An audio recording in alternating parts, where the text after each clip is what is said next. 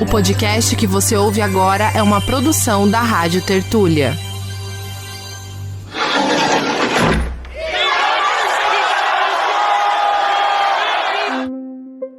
Os bolivianos já estavam preparados. Aquelas tropas que tinham combatido o Che já sabiam como lutar contra a guerrilha. Quando o Marighella resolve constituir a ALN, a inspiração é o Guevara. Inclusive, quando a gente fala da Revolução Cubana, diz assim, a Revolução Cubana foi em 1º de janeiro de 1959. Né? Na verdade, a Revolução Cubana começa no século XIX e vem até hoje. Começa agora Guilhotina, o podcast do Le Monde Diplomatique Brasil. Eu sou Luiz Brasilino e estou aqui com Bianca Pio. Salve, pessoal, tudo bem? Bom, neste episódio recebemos o historiador Luiz Bernardo Pericaz. Oi, Pericaz, tudo bom? Tudo bem, muito obrigado aí pelo convite. Bem-vindo ao episódio 216 do Guilhotina. Doutor em História Econômica pela USP e pós-doutor em Ciência Política pela Flaxo, Pericaz é professor do Departamento de História e dos programas de pós-graduação em História Econômica e História Social da USP. Ele é autor de diversos livros, entre eles Che Guevara e a Luta Revolucionária na Bolívia, reeditado este ano pela Boitempo e tema do nosso episódio de hoje. Pericaz, como é que foi a produção do livro? Você chegou a percorrer alguns caminhos trilhados pelo Che Guevara na Bolívia? Como é que foi também a pesquisa de entrevistas, né, para selecionar os entrevistados? Olha só, o livro foi publicado originalmente em 1997. Teve uma segunda edição em 2008 e acaba de sair a mais nova edição, né, atualizada do livro. Naquela época, quer dizer, na década de 90, eu fiz várias viagens à Bolívia, né, inclusive a região onde o Guevara lutou, vários daqueles povoados, né, naquela região do Oriente Boliviano. Entrevistei personagens importantes, então eu conhecia algumas pessoas que me colocaram em contato com esses personagens, né? Desde o general Guerri Prado, que foi o homem responsável pela captura do Guevara, na época ele era capitão, até o Juan Letín, que é uma liderança política importantíssima, 2 irmãos da família Peredo, né, o Oswaldo Chato Peredo e o Antônio Peredo, Humberto Vázquez Viana, que foi um membro da rede urbana do ELN e irmão de um guerrilheiro muito importante, o Loro Vázquez, entre vários outros, né? Então, foi uma pesquisa bastante interessante. Naquele período, eu me lembro que eu consegui muitos periódicos na época, né? Periódicos brasileiros, argentinos e bolivianos, né? Que estavam discutindo justamente a participação do Guevara na guerrilha naquele país. E, claro, estive também na Argentina, para que eu conversei com o Ricardo Rojo, né, que escreveu o livro Meu Amigo Che, também naquela mesma época. Posteriormente, quer dizer, eu fui a Cuba muitas vezes até para essa atualização, então eu tenho ido a Cuba há uns 30 anos já, mais ou menos, né? Mas principalmente para fazer o segundo livro, o Che Guevara e o Debate Econômico em Cuba. Mas ao fazer essas viagens a Cuba, eu acabei também acumulando muito material. E da década de 90 até os dias de hoje, quer dizer, é praticamente impossível você relançar um livro sem atualizar esse livro. A bibliografia hoje em dia é enorme, assim, é gigantesca. E a dificuldade para se trabalhar com essa bibliografia também é muito grande. Assim, vocês não imaginam o trabalho, eu acho que esse é um dos livros mais difíceis que eu fiz, porque... E já estou revisando novamente. O livro acabou de sair, mas eu já estou fazendo uma nova revisão, porque a quantidade de informações, dados, datas, eventos, você compara todos esses livros, essas biografias, você se dá conta que nenhum biógrafo está de acordo com o outro. Então, cada um dá uma informação diferente, você fica totalmente perdido, né? Se você conversa com um personagem que viveu aquela época, aquele personagem também se confunde muitas vezes. No livro, por exemplo, tem trechos que eu menciono, por exemplo, um combate do ELN contra as tropas bolivianas. E você tem diferentes diários de guerrilheiros. Quer dizer, além do próprio diário do Che, né, o diário do Guevara, você tem o diário do Pombo, do Rolando, do Braulio, do Pátio, do Morogoro. Você já tem outros diários, e aquelas pessoas anotavam nos diários o que tinha acontecido. E aqueles combates, o resultado dos combates é diferente em cada diário. Então, um diz que houve não sei quantos soldados capturados, não sei quantas armas, não sei quanta munição. Cada diário vai dar um número diferente. E eram as mesmas pessoas que estavam naqueles acampamentos e estavam juntos e eles estavam vendo as mesmas coisas, mas cada um narra de uma forma diferente e dá informações diferentes. Então é um livro muito complexo, assim, muito difícil, né? Talvez o mais importante do livro seja a segunda parte, que é uma tentativa de análise, porque o livro é dividido em duas partes, né? A primeira parte, a gente está discutindo a preparação do Guevara até ele chegar à Bolívia, e aí eu tenho um trabalho mais narrativo, se vocês quiserem, e a segunda parte é muito analítica, né?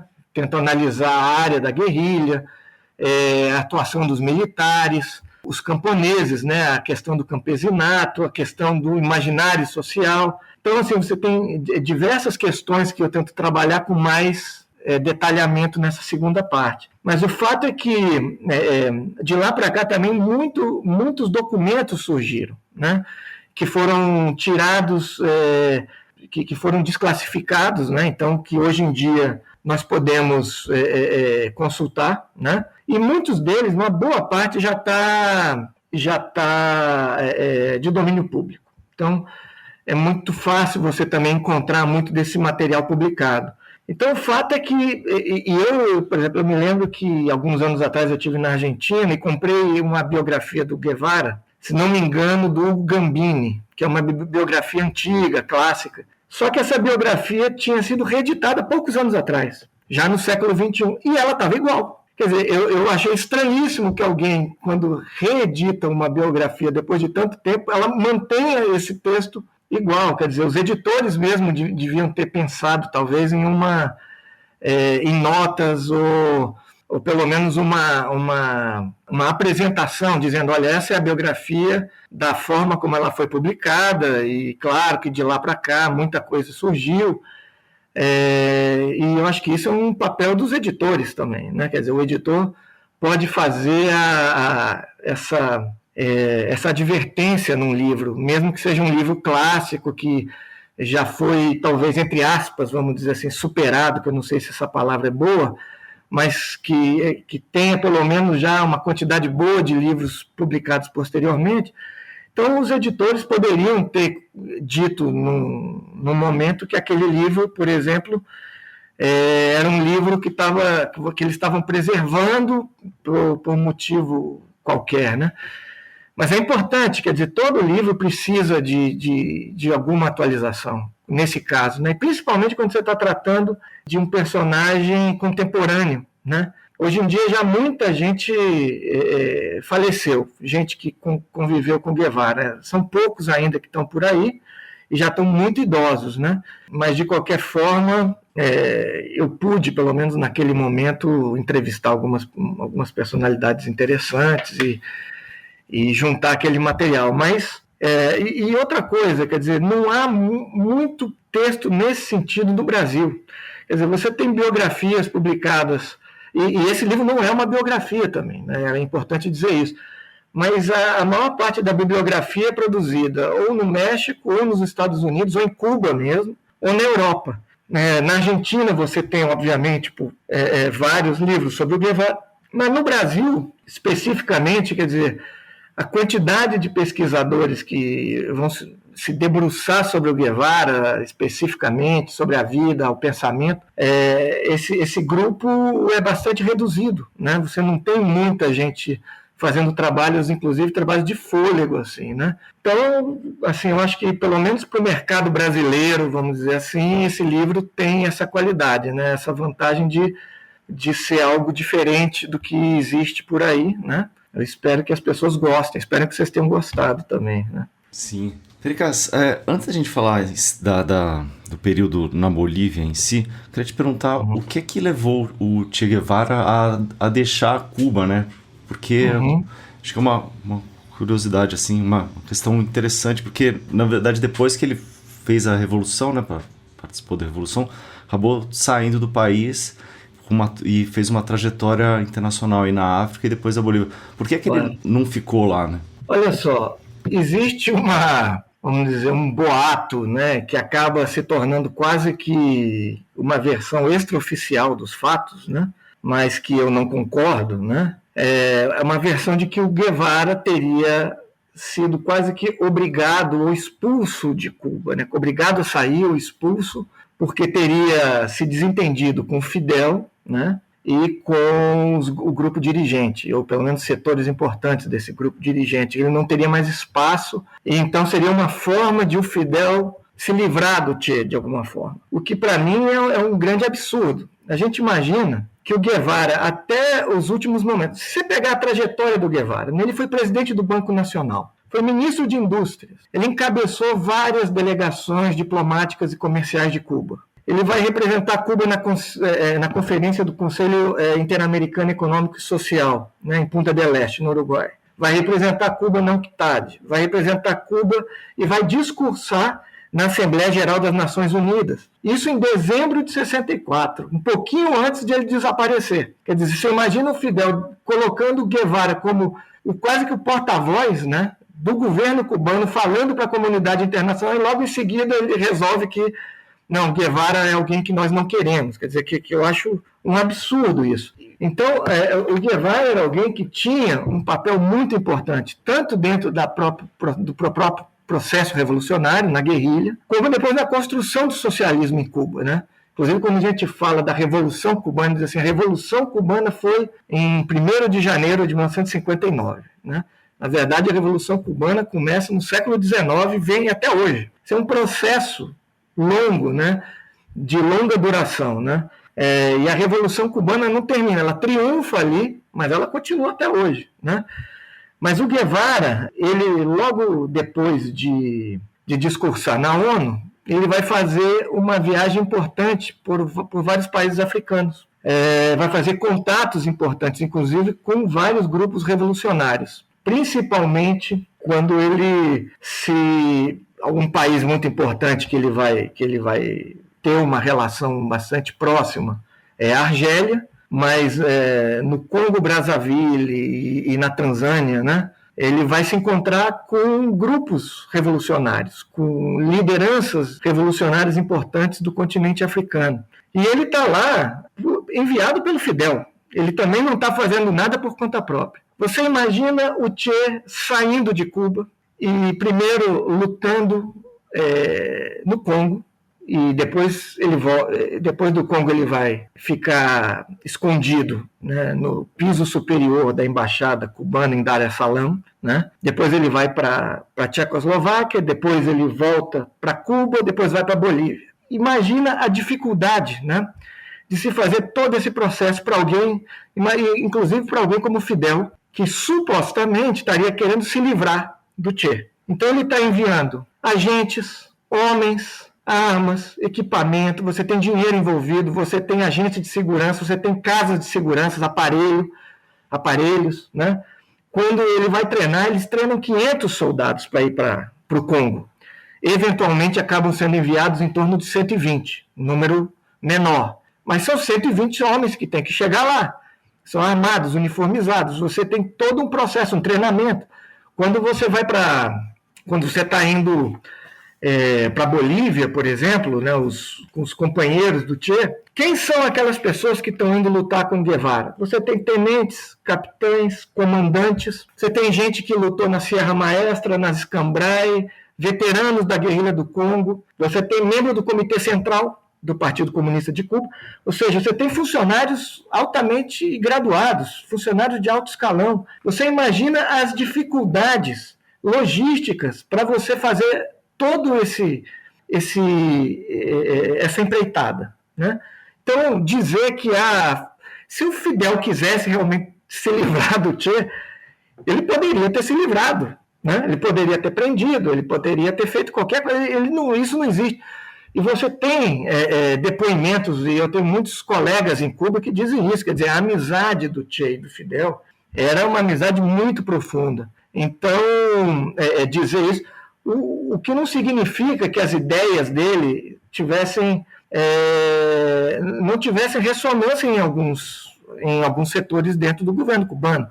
A gente lembra, por exemplo, que o Jorge Ricardo Massetti, que era um jornalista argentino, que foi um dos fundadores da prensa latina, o Massetti estava tendo problemas sérios dentro da prensa latina por elementos que eram ligados ao PSP, né, que era o Partido Comunista de Cuba, o nome que se utilizava até um determinado momento, elementos mais ortodoxos, por exemplo. Então você tem, e o Guevara tinha um pensamento dinâmico. O que eu quero dizer com isso? O pensamento do Guevara, da época que ele está fazendo a viagem de mochila pela América Latina, e que chega até o México, e conhece o Raul, conhece o Fidel, até o momento que ele sai de Cuba, o pensamento dele muda em vários aspectos. Porque o Guevara era um homem muito inteligente, muito culto, né? Lia muito, desde jovem. Então, as opiniões dele, né? E ele vai lendo Trotsky, Lenin, Marx, Mao, Stalin. Ele lê Milovan Dilas, né? Ele vai ter uma abertura em termos de leitura e conversas, né? Ele vai ter acesso a muita gente com quem ele vai conversar, né, lá em reuniões em Havana ou no exterior, que vão abrir as perspectivas dele, vão abrir caminhos para que ele desenvolva as ideias dele ao longo dos anos. Então, o Guevara, que sai em 65, já tem uma forma de pensar diferente do que aquele Guevara, por exemplo, que estava no México treinando com o Fidel e o movimento 26 de julho para chegar e iniciar a luta revolucionária armada em Cuba, né, naquele momento. Então, certamente que tinha gente ali dentro do governo cubano que tinha discordância, né, certamente isso. Mas a gente sempre tem que dar um passo atrás e olhar o quadro mais completo, né, o Fidel, por exemplo, teve uma atuação muito dura com alguns elementos dissonantes dentro de Cuba, com uma oposição, inclusive, né, de esquerda ali dentro de Cuba, naqueles primeiros anos, né? Mas o Guevara não está incluído nesse grupo, né? O Guevara era alguém que estava muito próximo até os últimos momentos. Inclusive, você tem fotos, por exemplo, do Guevara com o Fidel um pouco antes de o Guevara ir para a Bolívia. Eles dois estão juntos ali, e o Fidel checando a documentação que foi fabricada pelos cubanos, né, para que ele pudesse entrar na Bolívia. Então, e tudo com o total apoio do governo cubano. Depois você imagina, nos fóruns internacionais, quando você tem a Tricontinental, quando você tem a Organização Latino-Americana de Solidariedade, OLAS, aquilo tudo era feito em cima das ideias do Guevara. Né? Quando o Marighella resolve constituir a ALN, a inspiração é o Guevara, e a inspiração é OLAS, e a inspiração são os cubanos, e os cubanos são defensores daquele tipo de procedimento, ou seja, uma luta armada na América Latina, luta no campo, e o Guevara estava totalmente coerente, né, e coincidente com esse tipo de ideia, e ele era um daqueles que propugnavam, que defendiam esses encaminhamentos. Então, dizer que havia essa divisão entre Che e Fidel, cada um, o Fidel certamente não poderia sair de Cuba para fazer algo daquela forma. Fidel é provavelmente o maior estadista latino-americano do século XX. Pelo menos essa é a forma como eu entendo. E ele está construindo o socialismo em Cuba. O Guevara era alguém muito próximo, né?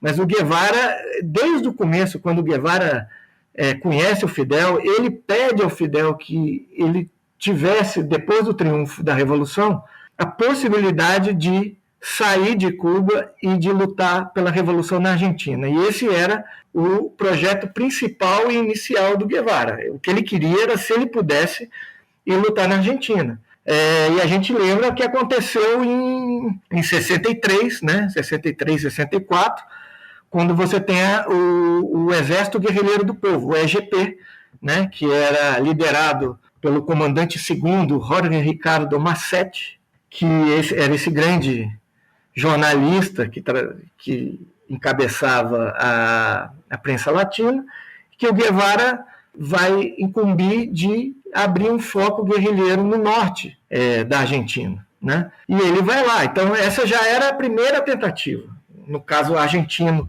nesse projeto, vamos dizer assim, entre aspas, guevarista, né? Então, o Guevara também tinha a cabeça dele também muito voltada para o país de nascimento dele.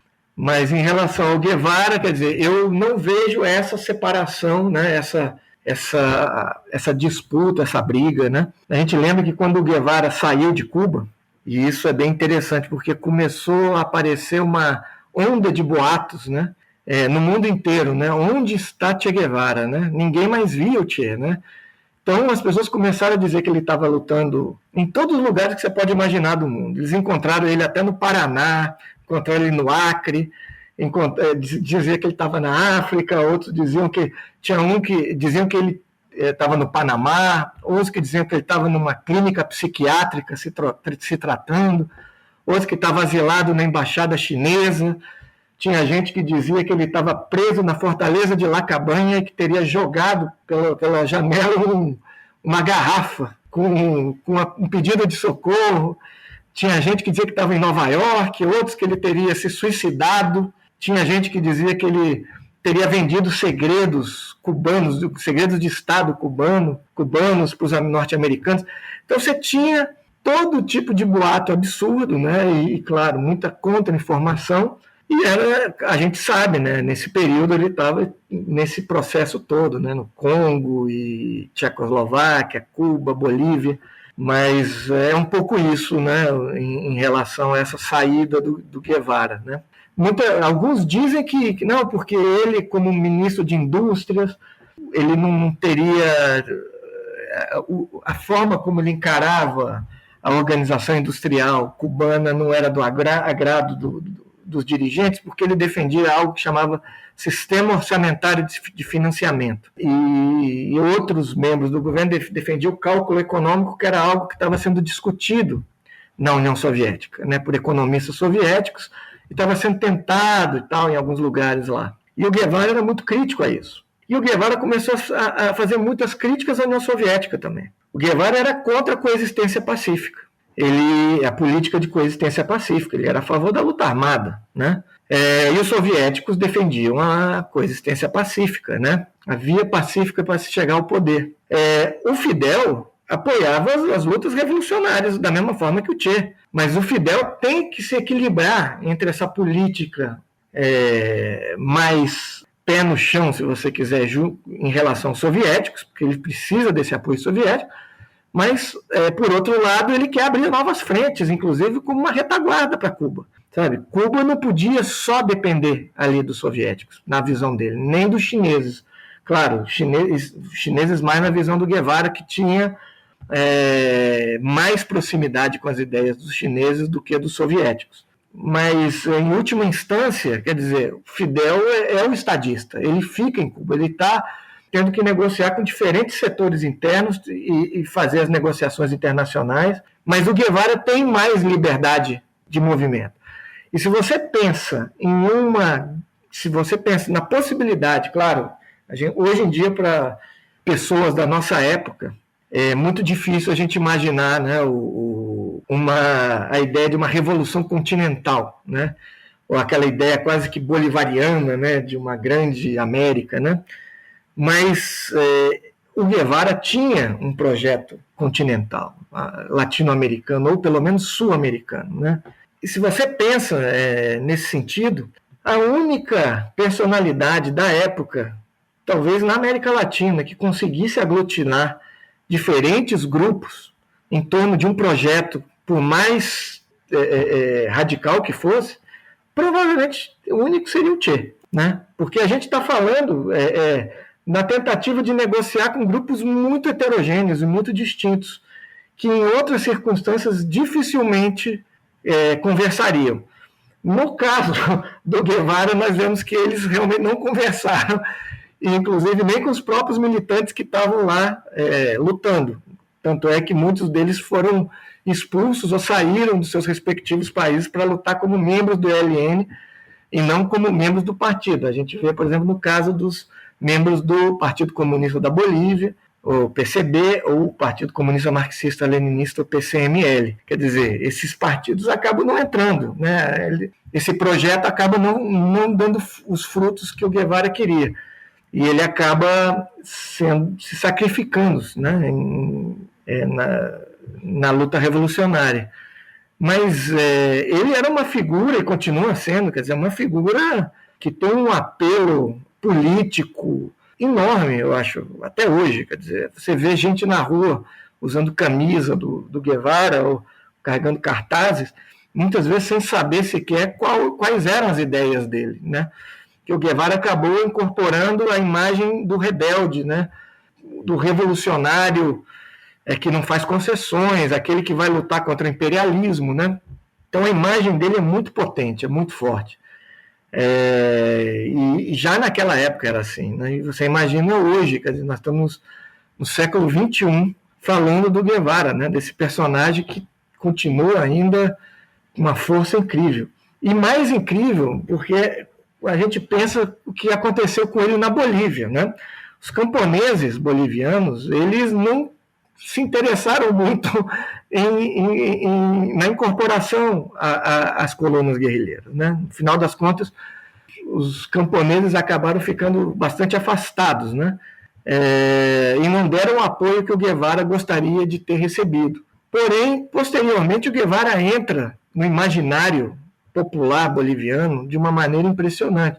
Eu me lembro quando eu estava andando naqueles povoados, principalmente você vai em La Higuera, por exemplo, e você olha pela janela das casas dos camponeses, você vê imagens de santos, né? Imagens da Virgem Maria e a foto do Che, e com velas, e o pessoal rezando para todos eles, né?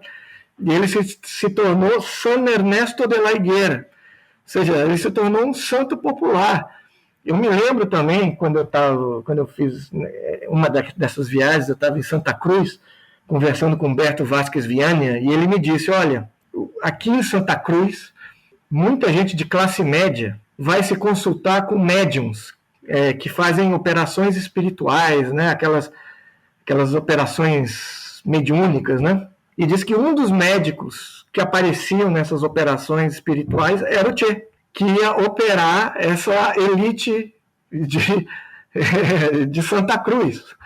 Então você imagina o Che, que era um ateu comunista, fazendo isso. Mas vocês podem imaginar a forma como o Guevara vai sendo apropriado, né? Pelos diferentes grupos. E, obviamente, politicamente, ele também é muito apropriado pela intelectualidade, por estudantes, né? Nas universidades. Então, é um personagem realmente impressionante, assim. Eu acho até hoje, né? A gente está discutindo ele aqui, né? Eu acho interessantíssimo, né? Então, Pericaz, na chegada na Bolívia em novembro de 1966, né? A ideia era que o grupo liderado por Che iria se articular para fazer uma luta simultânea também depois, posteriormente, no Peru, Brasil, Argentina, Uruguai, além da Bolívia, né? Já em junho de 67, então é um período relativamente curto, né?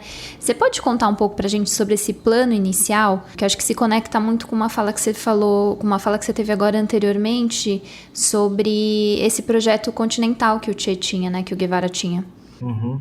Olha, a gente tem que pensar que, primeiro, a Bolívia já tinha sido palco de passagem de guerrilheiros para países limítrofes.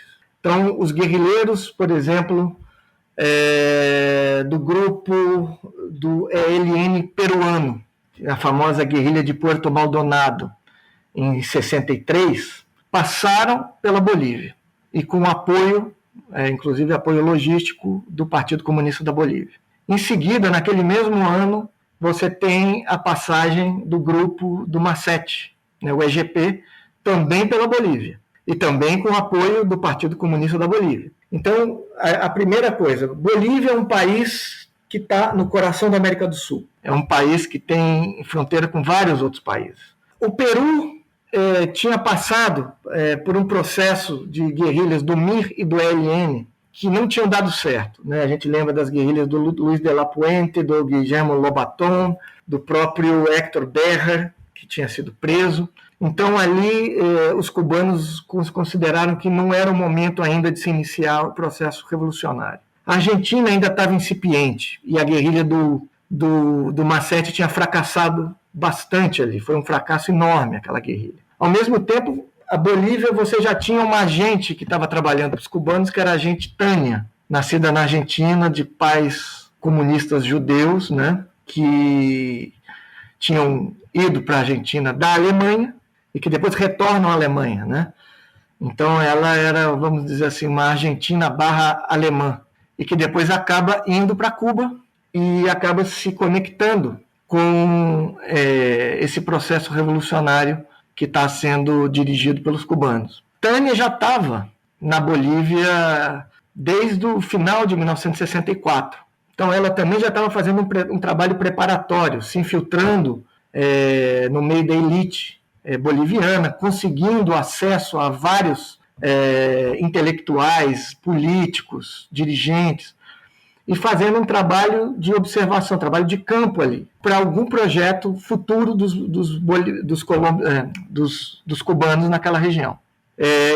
Então, cubanos já haviam estado na Bolívia em outras ocasiões, e já tinham feito trabalho de levantamento de áreas ali, onde poderiam organizar um grupo guerrilheiro. Então, o Guevara, quando vai para lá, primeiro ele não está pensando numa guerrilha especificamente para iniciar a luta revolucionária na Bolívia. A Bolívia estava inserida dentro desse projeto, mas aquilo seria um campo de treinamento de insurgentes internacionalistas. E a ideia é que aquele local afastado não acarretaria tantas suspeitas, e eles poderiam, então, ter condições de fazer essa preparação para que, posteriormente, então, grupos guerrilheiros pulassem as fronteiras, né, atravessassem as fronteiras. Posteriormente, um grupo iria para o Peru, um grupo iria para a Argentina, um grupo eles estavam planejando que também, claro, isso nunca veio a ocorrer, mas um grupo também iria supostamente para o Brasil,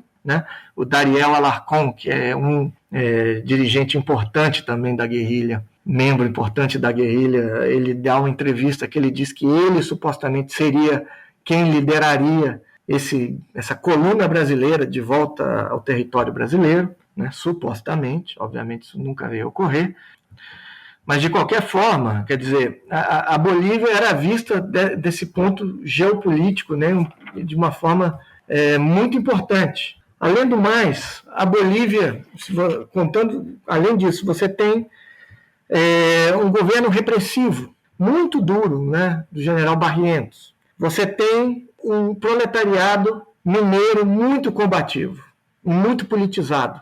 Você pode conseguir apoio de estudantes intelectuais. Você pode conseguir apoio de diferentes partidos. Por exemplo, você tem o POR, né, o Partido Obrero Revolucionário Massas, né, o POR Massas e o POR Combate, né, Guillermo Lora de um e González Moscoso o outro.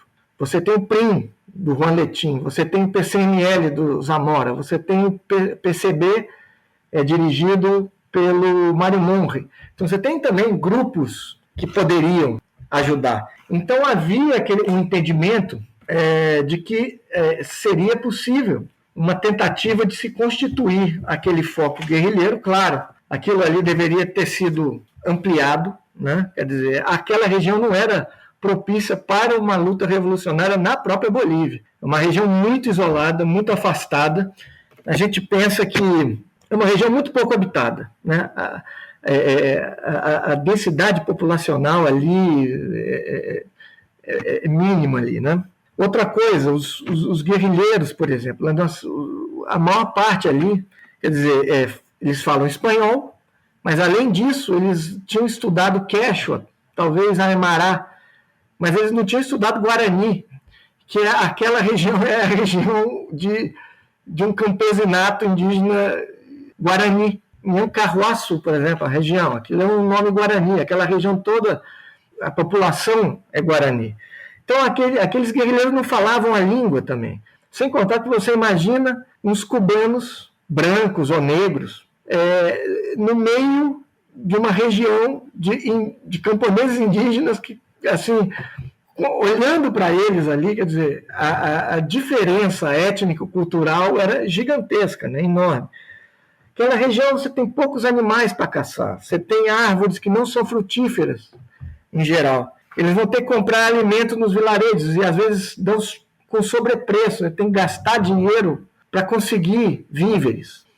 Tem vezes que eles não encontram água, eles estão doentes, eles têm diarreia, eles têm asma, o Che, principalmente, estava com asma, eles têm fome. O Che era um homem que pesava uns 75 quilos. No final do processo da guerrilha, ele estava com 45, mais ou menos. Então, você imagina, a vegetação naquela região é muito espinhosa, é difícil de você caminhar ali. As botas dos guerrilheiros e dos soldados do exército, elas abriam, elas descolavam, elas arrebentavam. O próprio Che, quando ele está atravessando um rio, por exemplo, ele pede as botas. E ele é obrigado a enrolar com panos e couro os pés dele. Então você imagina todos os problemas que eles estão sofrendo. Quando lá naquela região a situação está em época de frio, você tem 1 grau centígrado, por exemplo. Quando é verão, você tem 40 graus centígrados. E tinha dias assim que eles estavam com calor, que eles estavam quase desmaiando. Eles estavam tendo que comer os próprios cavalos. Ou os animais que eles caçavam com pouquíssimos, muitas vezes eles já estavam quase que repletos de vermes. Os mapas deles eram muito ruins também. O Guevara, por exemplo, ele atualizou vários mapas, porque naquela região também os mapas não estavam atualizados. Os partidos acabaram não aderindo, apesar de apoiarem. Todos os partidos de esquerda declararam apoio à guerrilha, mas em nenhum momento conseguiram ou quiseram efetivamente enviar. No caso do PCB, eles não quiseram enviar, né? Então ninguém foi para lá em nome do partido lutar. PCML igual. No caso do Por Combate, do Gonzales Moscoso, né, os trotskistas, houve negociações, né, do ELN com elementos do Por Combate, ligado ao Gonzales Moscoso, mas na prática também esses elementos acabaram não indo para lá. No fundo, a guerrilha acaba ficando isolada, ela fica cercada. Então, infelizmente, ali você não tem condições, né, de fazer com que a guerrilha prospere. E sem contar que o Guevara acreditava que a partir do momento que você inicia a luta revolucionária em qualquer desses países, mas nesse caso seria a Bolívia, os norte-americanos seriam obrigados a intervir. E aí ele criaria um novo Vietnã, a ideia de 2, 3, muitos Vietnãs. Qual é a ideia? Você tem o Vietnã, você teria talvez o Congo, na África, e você tem a Bolívia.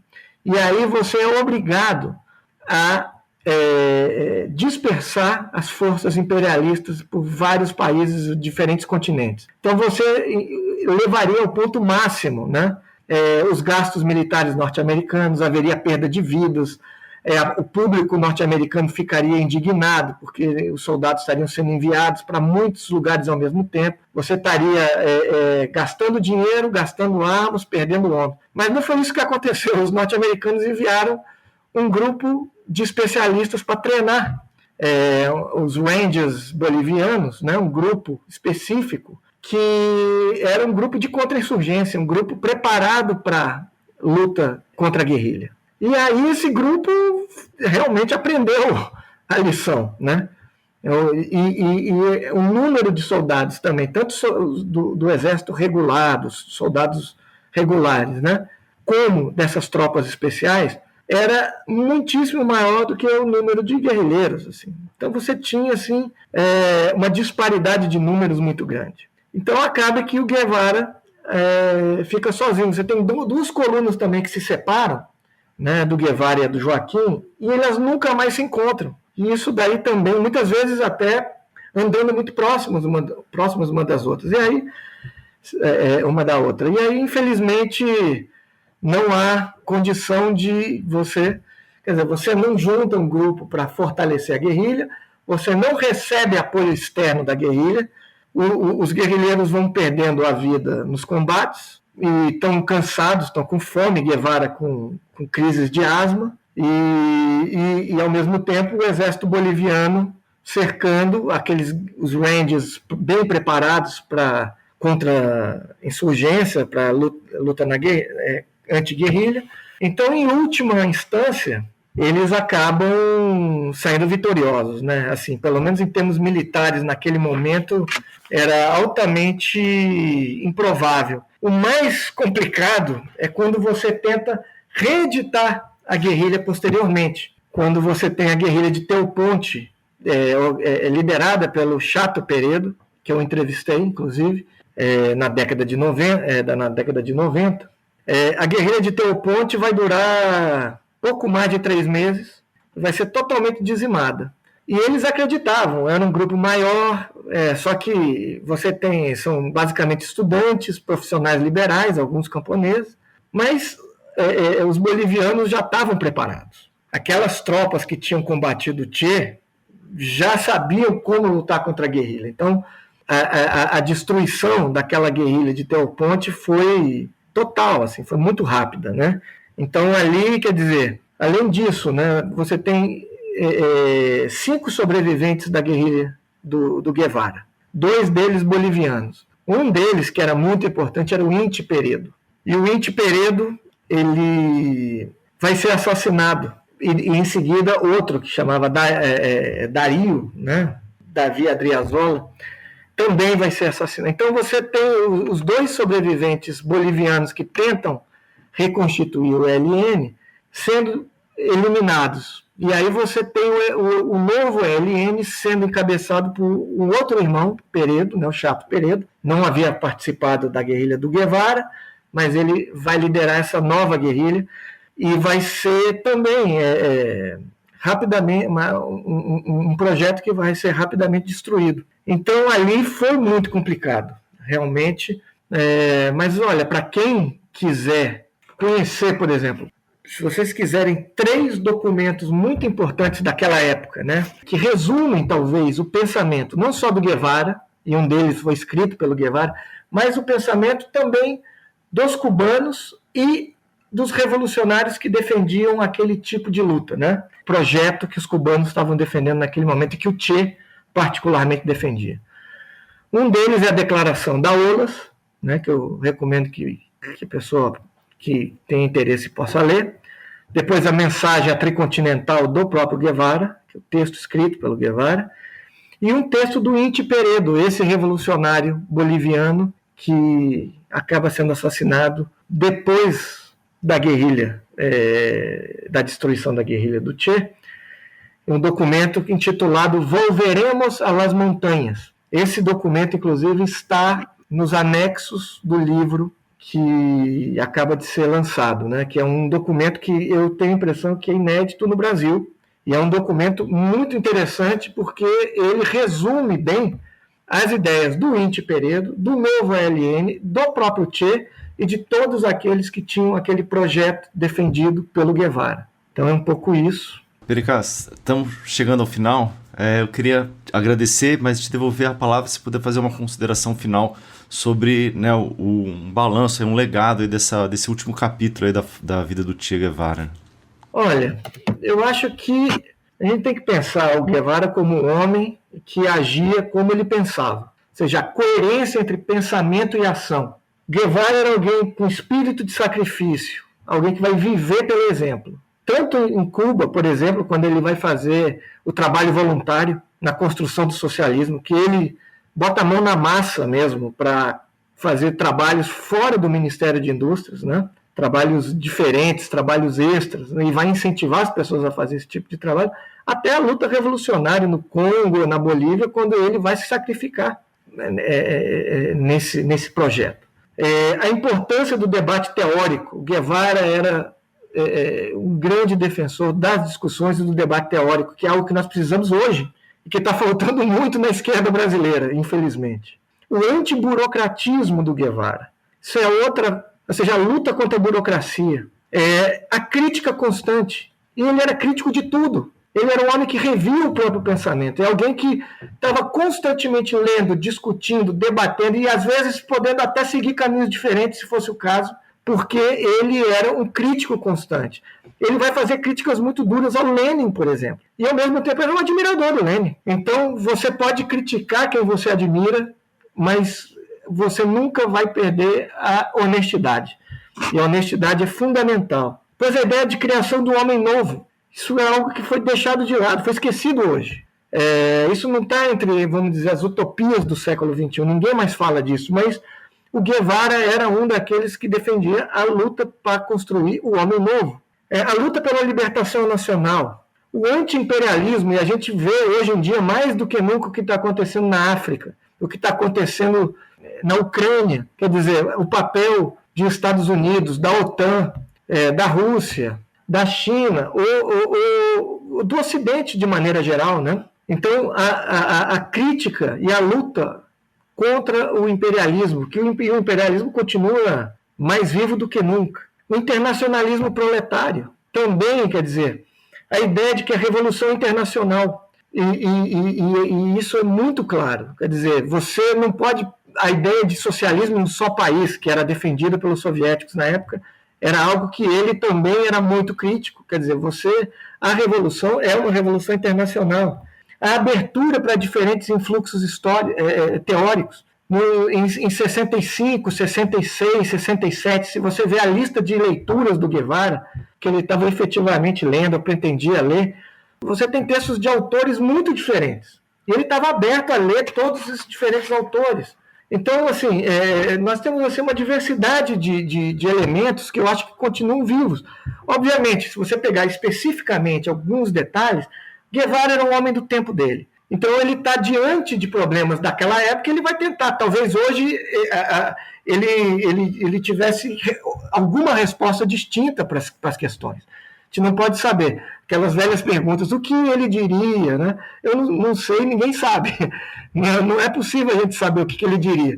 Mas o que a gente sabe é que ele manteria essa postura ética, honesta, crítica, e esses preceitos, né, todos que eu falei aqui, né, de internacionalismo, de anti-imperialismo, de luta revolucionária, isso sim. E esses elementos que são muito mais amplos do que projetos específicos em determinados países, esses elementos se mantêm até hoje, estão aí. Então, eu acho que é um pouco isso, né? E eu acho que temos que, quando a esquerda decidir fazer mais debates, né, amplos, né, e inclusive dentro não só fechada dentro de suas próprias organizações de esquerda, mas entre esses grupos, né, entre os diferentes partidos, a gente tem que voltar à leitura de alguns desses clássicos. E aí nós temos o Marx, o Engels, o Lenin, o Mao, o Che, o Trotsky, o Gramsci, o Mariátegui. Quer dizer, nós temos o Caio Prado Júnior aqui no Brasil, o Florestan Fernandes. Quer dizer, nós temos um arcabouço intelectual, teórico, muito rico aqui na América Latina, e nós temos que retornar a esses personagens e fazer as discussões num nível mais alto do que nós estamos vendo. Olha, eu não acompanho em geral a internet, YouTube, podcast, eu realmente o meu mundo é um pouco diferente, né? Eu não acompanho. Mas às vezes eu recebo uns links de colegas e eu vejo algumas aberrações, algumas coisas assim assustadoras na internet. E quase que assim, primárias. Então, nós temos que começar a elevar o nosso debate político mesmo, político, intelectual, teórico, com intelectuais qualificados. E o meio acadêmico, eu tenho ouvido recentemente gente criticando o meio acadêmico, né? Chamam alguns intelectuais acadêmicos de uma forma crítica, como se fosse ruim, quando a gente tem que lutar pela universidade pública. E quando você tem movimento estudantil na universidade pública que é muito ativo, e quando você tem professores de esquerda, inclusive professores marxistas nas universidades públicas, e com uma produção intelectual muito importante, e que estão dando contribuições importantes. Então a gente não pode desmerecer, ao contrário, a gente tem que fazer mais universidades públicas, tem que ter mais professores universitários, e mais alunos, e mais diversidade nas universidades. É isso que nós precisamos. Em vez de fazer a crítica nesse sentido que eu acho que não é produtivo, né? Então, eu espero realmente que nesses anos próximos aí nós possamos realmente incrementar. Agora que o ambiente no Brasil está um pouco mais civilizado, vamos dizer assim, não totalmente, mas um pouco melhor, que agora nós estamos vivendo um período melhor do que o anterior, certamente, nós temos condição, né? O que vocês estão fazendo é muito importante, né? Quer dizer, esses debates de alto nível nas universidades, nos partidos, nos sindicatos, na internet, mas com pessoas qualificadas, tudo isso é fundamental para que a gente possa construir, nesses próximos anos, uma alternativa que impeça que essa extrema-direita retorne ao poder, e nós temos que impedir que eles retornem, e que futuramente nós possamos ter avanços ainda mais profundos na esquerda, muito maiores do que nós estamos tendo agora. O que nós temos agora é muito bom comparado com o que nós tínhamos antes, mas ainda está muito longe do que nós gostaríamos. Nós precisamos de muito mais, mudanças muito mais profundas. E só programas como esse, debates, ampliar o debate da esquerda e um debate qualificado, só esse tipo de discussão pode ajudar a construir, em termos teóricos, intelectuais, algum projeto para o país que consiga juntar esses diferentes grupos e construir algo para os próximos anos, né? Mas é um pouco isso que eu tinha a dizer. Quer dizer, eu quero agradecer muito, gostei muito da conversa com vocês dois, né? E eu acho a iniciativa ótima, né? Então quero agradecer. Obrigado, Pericaz. A gente que agradece a sua participação aqui. Hoje recebemos o historiador Luiz Bernardo Pericaz, autor da obra Che Guevara e a Luta Revolucionária na Bolívia. Se você ficou a fim de ler o livro, aproveite a nossa parceria com a editora Boitempo e compre a obra com 20% de desconto. A promoção é somente para assinantes do Le Monde Diplomatique Brasil. Obrigado pela audiência. Se você gostou desse papo, comenta na plataforma que você está nos ouvindo e compartilhe nas suas redes sociais. Assim alcançamos mais pessoas e isso fortalece nosso trabalho. E um último convite. Assine a nossa newsletter Déjà Vu e receba o melhor do nosso conteúdo toda sexta-feira no seu e-mail. Acesse nosso site diplomatique.org.br e faça seu cadastro no formulário da Home. O Guilhotina é o podcast do Le Monde Diplomatique Brasil. Para nos apoiar, faça uma assinatura em diplomatique.org.br/assine. Você também pode ouvir o Guilhotina na Rádio Brasil Atual, 98,9 FM, na Grande São Paulo, ou pelo site da emissora, sempre às sextas-feiras, às 16h. Eu sou Bianca Pio e fiz o roteiro e a apresentação junto com o Luiz Brasilino. A edição e a sonorização são da Beatriz Pasqualino, pela Rádio Tertúlia. Quem faz o design das nossas redes sociais é a Ellen Saori. Obrigada e até semana que vem.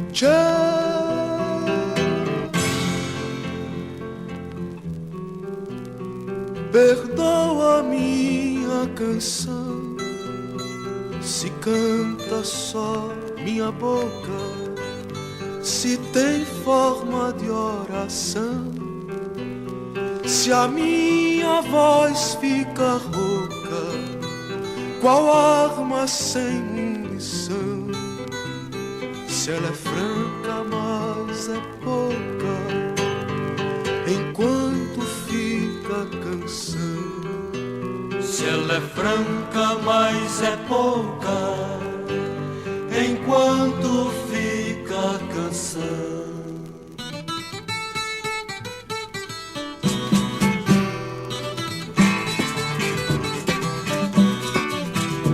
Sobe monte, desce rio, sobe monte, desce rio. Sobe monte, desce rio, vida e barbas por fazer. Sobe monte, desce rio, sobe monte, desce rio.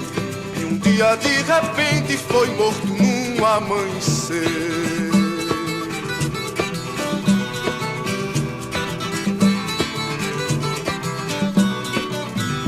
Na frente de todo mundo, pra todo mundo aprender, quem afrouxa na saída ou se entrega na chegada, não perde nenhuma guerra, mas também não ganha nada. Não perde nenhuma guerra, mas também não ganha nada. Sobe monte, desce rio, sobe monte, desce rio. Sobe monte, desce rio, vida e barbas por fazer. Sobe monte, desce rio, sobe monte, desce rio. E um dia de repente fez da morte mais viver.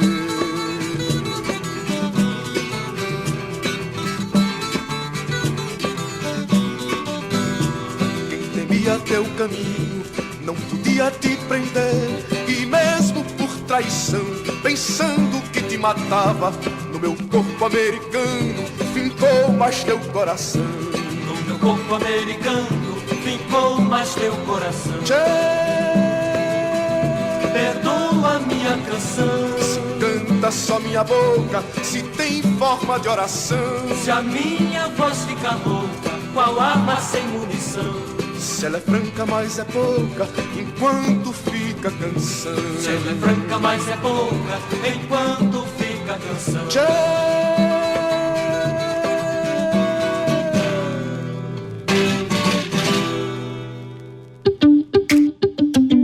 Quer produzir um podcast? Chama a Rádio Tertúlia, estúdio profissional e 20 anos de experiência na área. radiotertulia.com.br